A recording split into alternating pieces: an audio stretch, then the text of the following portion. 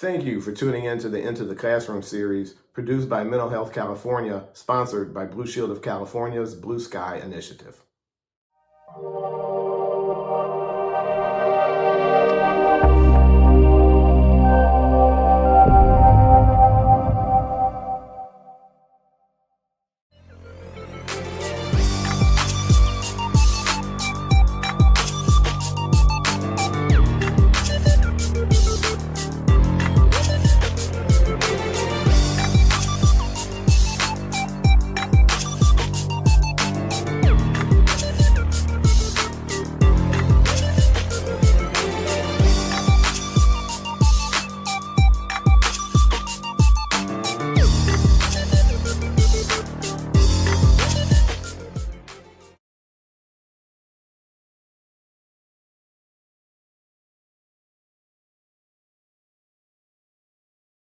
Welcome to Into the Classroom, which is a student mental health awareness multimedia series produced by Mental Health California. I'm your host, Conrad Crump, also known as Coach Crump, and today's topic is called Getting a Better Night's Sleep, which focuses on students and the mental health impacts of sleep deprivation. Now, in today's technology driven world, getting a good night's sleep has become increasingly challenging for students. Now, in today's discussion, we'll address factors that contribute to a lack of sleep in teens and young adults. And by taking a look at the mental health impacts of sleep deprivation, our clinical advisor will help empower young people with practical tips and strategies to prioritize sleep and establish healthy sleep habits. We'll also explore the impacts of social media, excessive screen time, and time management on sleep quality, and how this all affects students seeking a somewhat elusive better night's sleep. So today we're joined by a clinician who I also call a friend, Mr. Christian Jacobs. Now, Christian is a licensed marriage and family therapist and a leading Brother Be Well clinical advisor. Christian is also a noted expert who has expertise in substance use prevention, and his depth of knowledge benefits youth and their families throughout California. Christian, how are you? Hey, how's it going? Good to see you again. Good to see you too. I'd also like to introduce our youth guest today. With us today, we have Erica Pham from Mira Loma High School. Hey there, Erica. Hi, I'm happy to be here. Awesome. And we're also joined by Sophia Toledo from William J. Pete Knight High School. Hey there, Sophia. Hello, how's it going? Good. And we also want to welcome Lucy Lebec from El Cerrito High School. Hey, what's up, Lucy? Hello, thank you for having me. Awesome. And last but certainly not least, I'd like to introduce Michael Betlak, who is a Brother Be Well contributor and a student at Sac State University. And today, Michael joins us as a youth mentor to our younger guests and listeners. What's up, Michael? How's it going? What's going on, Coach Crump? Happy to be here today. Awesome. Now, before we get into our discussion, I'd actually like to ask Christian if he can provide some brief clinical insights into the difficulties of getting enough sleep as a young person, and maybe talk to us about why sleep can be hard for some students to get. How many of you all have done the all-nighter, staying up all night, studying and thinking that like spending more time will make you more prepared for the test? Anybody? I've done it several times, but actually that studies show that belief is false. So most people think that, if you stay up, all night, you try and study, you have your test early in the morning, let me try and study, cram, get some more information in. And in reality, the research shows that if you go to bed earlier and then get your full night's rest and then wake up early that morning to continue studying, your brain operates better. And so that's just a good example of, some of the myths that are out there when it comes to sleep and school and work. So I just wanted to, say that, going to sleep earlier and waking up earlier is more effective than that. And also I want to start with saying, sleep is a life hack. So if you're wondering how to get further, whether it's your academics or work or everything in your life, if you play sports or academics, sleep is truly a superpower. And I don't want to say sleep, I want to say sufficient quality sleep. So not just sleep, right? And we'll talk more about how the brain operates, sleeping versus getting quality sleep. So your whole day, whether you're studying, doing all the things you do, just remember that sleep is the most important part of your day. And then that brain activity, and the reason why is because the brain activity, what goes on, during sleep. So I'll give you an example. Increasing, when you sleep, your brain goes through different cycles and stages of sleep, so different patterns. So each stage really does play a role in your mental health and allowing activity in different parts of your brain to ramp up or ramp down, and for your memory and cognition. Just think of your brain as a computer, and so if your computer is not getting enough rest or things of that sort, it's not going to operate functionally. It's not going to function correctly. So just kind of see it like that. And also the importance of that rapid eye movement when you're sleeping. If you're not getting quality sleep, the rapid eye movement phase, which is that part of the brain where it goes to that deep sleep, where you're really resting and your brain is repairing itself. It's not getting there if you're not getting quality sleep due to whether it's substance use or insomnia or stress or depression. So that's just a little insight I want to start off with. Wow, that's really great. And that's some awesome feedback. Thanks a lot for that, Christian. So while we have our young folks here, because I saw a lot of them raise their hand talking about all-nighters, I actually want to just ask if we can go round robin and come on now. I want y'all to be truthful. On an average, how many hours would you say that you get of sleep per night? And I'll start with you, Erica. I think about 6 or 7, or like 8 or 9 if the weekends, but like during the weekdays, probably 6 or 7. Okay. And how about you, Sophia? Yeah, either 6 or 7 too. Okay. And what about you, Lucy? I try to get 7 or 8 on the weekdays, and then on the weekends I try to get 9 or 10. Okay. It's pretty good. And Michael, how about you? Mine is usually around 7 as well.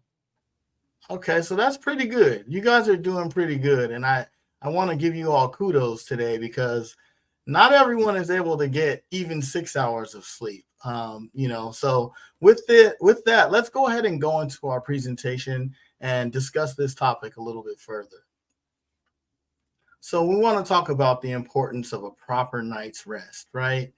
I mean, it is absolutely crucial for us to get our proper amount of sleep. A good night's rest is going to help you with your cognitive functioning, with your memory consolidation, with emotional regulation, and overall mental and physical health.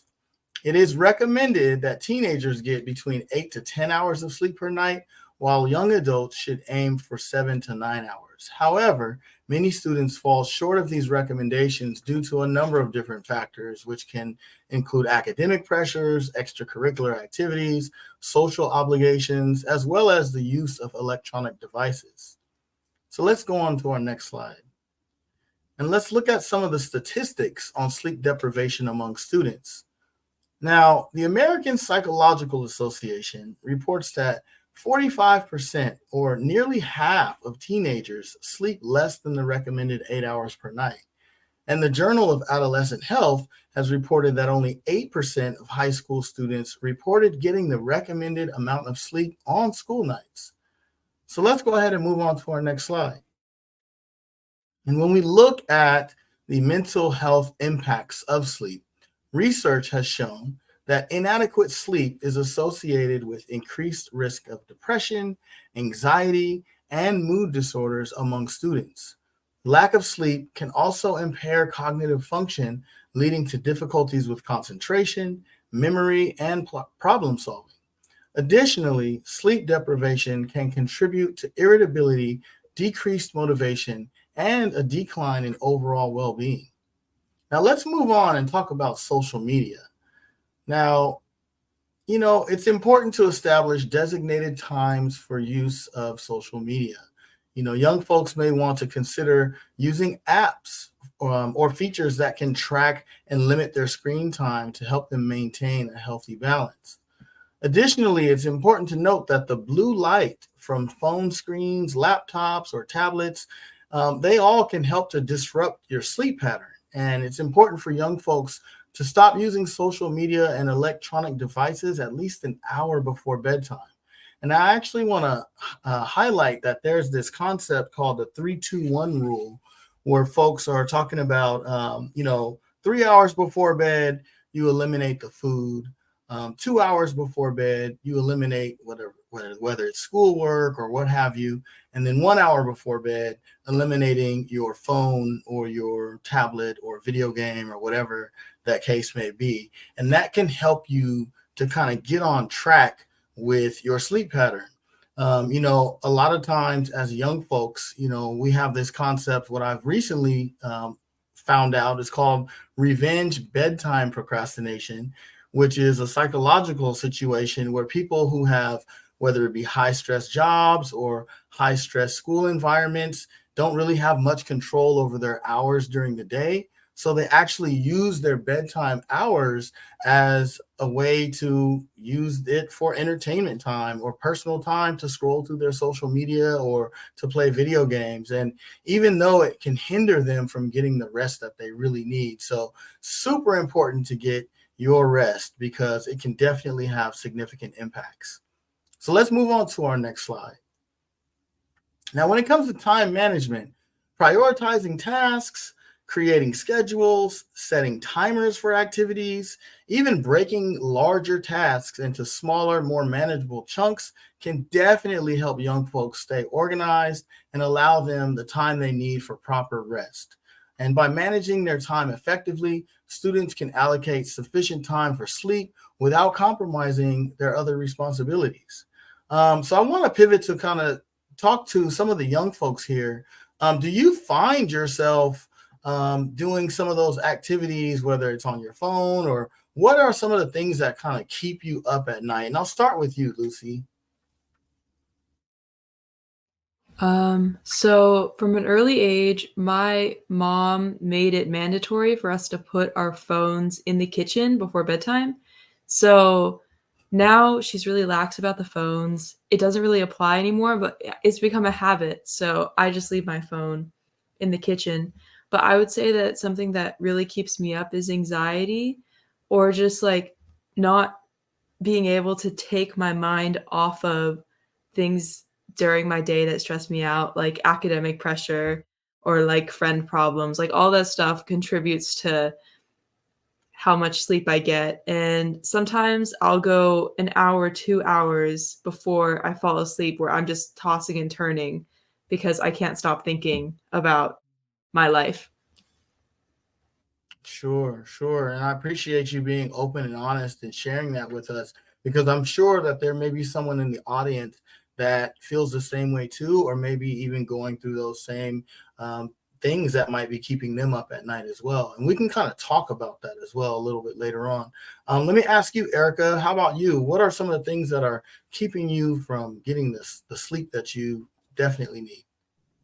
I would say one thing is I spend a lot of time like outside of my house throughout like the afternoon. So when I come home, I spend more time having to do homework or eating, stuff like that. So it like delays sort of my bedtime because I'm not home as early as I would want to be. And then also just like contacting people online. I have a lot of friends who I don't see like in person a lot because they don't go to school with them. So definitely the time I spend doing that.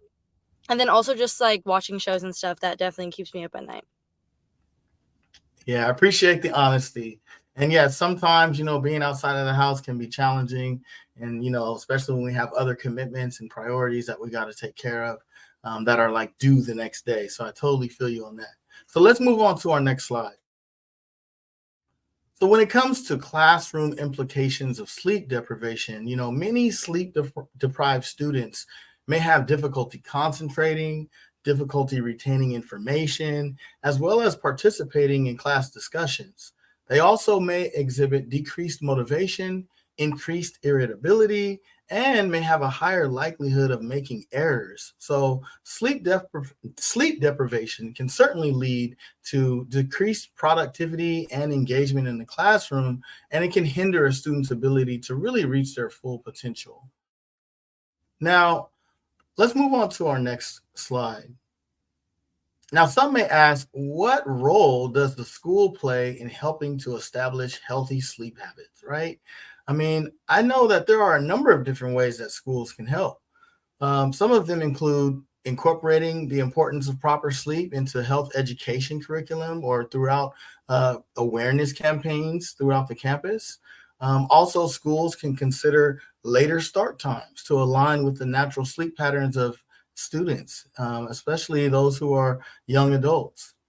Additionally, schools can also offer resources like counseling services and sleep education programs and access to sleep specialists to support students in improving their habits.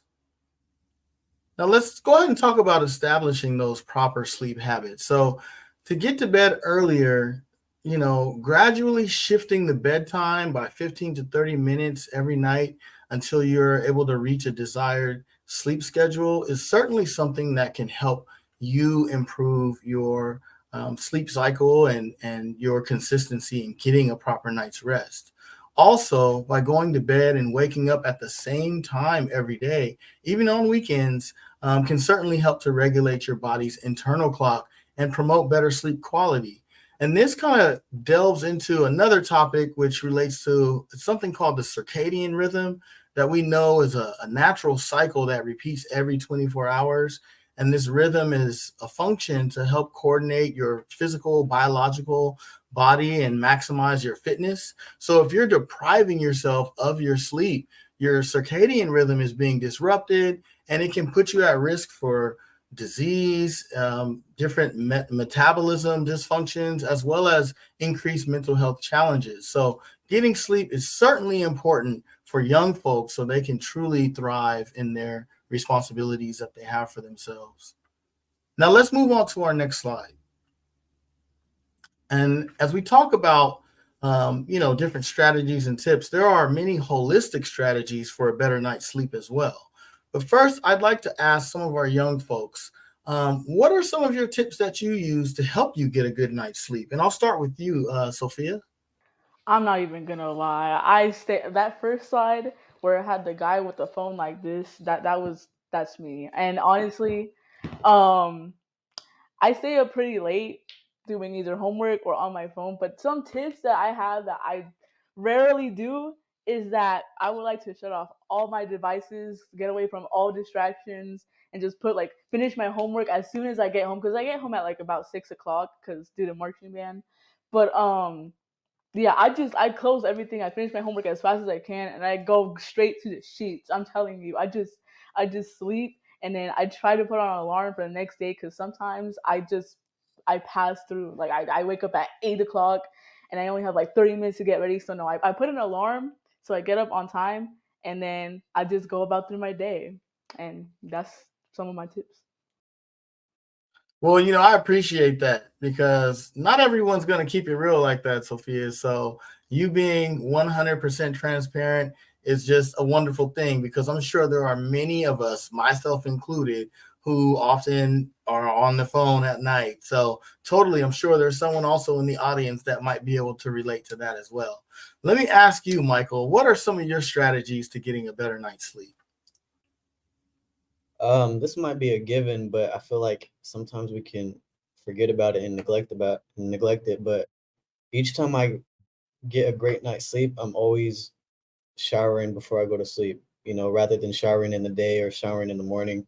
And I feel like the reason that is because my body's feeling more comfortable and calm, and it helps me get into that nighttime routine, just cleaning my body, brushing my teeth, and it just helps my mind get into that mode like, okay, it's time to get in bed, time to go to sleep. And I feel like, just being comfortable and clean, it just helps me sleep much better. No, that's true. That's a great suggestion and a great tip. Certainly helps your body kind of just unwind and get into that, that process of winding down and getting ready for rest. Christian, I want to ask you just to kind of jump in here. What are some other strategies or tips that young folks can use to help them get a better night's sleep? I think one thing, you guys remember kindergarten when you guys they'll take naps. We take The naps every mats? day in kindergarten. Like they were literally onto something because like you Yeah. would go to school and you would take a nap and then like you wake up and go back to school. And actually some cultures still do that. So I want to kind of bring that in terms of trying to find a nap throughout the day. I know it's hard, but if you could try and find maybe a 30 minutes, maybe an hour in between classes, or if you're, have a break or a slow day, trying to find a rest time to just kind of rest your brain for a little bit is really great. Some campuses have pods, nap pods around campus, most of some big universities. So so when you go to some colleges, you'll have that opportunity to do that. But one thing I want to say is, what do you think about your regimen daily? Are you stopping at Dutch Bros before, an hour before bedtime? Are you getting that nitro? Are you off an energy drink? Are you going to the gym an hour before bed? So think about some of your regimens that may kind of trigger insomnia where you're not able to sleep. And also think of some of the things that are that help you sleep, such as there's a chemical called glycine, and it's a chemical that's naturally produced in your body that helps you relax. And I know there's some holistic opportunities to certain foods have that in there naturally, and multivitamin